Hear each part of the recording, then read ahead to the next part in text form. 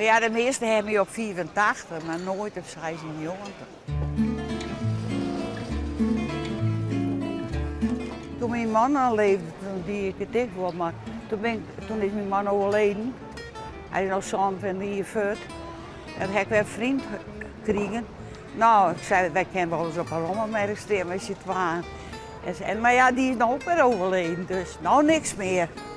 We verstaan te veel. In november werd ik 96. Maar ik viel me hartstikke goed. En ik heb niet verstaan, ik goed dus. En dat vind ik dan wel mooi dat ik nog helder ben. Want meesten kunnen hun net meer redden, hè? Maar ik wel.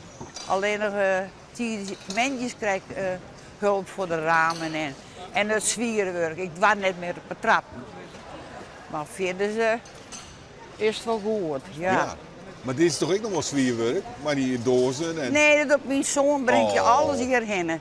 Dus ik hoef niks te doen. Alleen nog uitpakken. Ja, alleen nog uitpakken en inpakken. En ik vind het mooi. Dat is gewoon mijn hobby in de hek.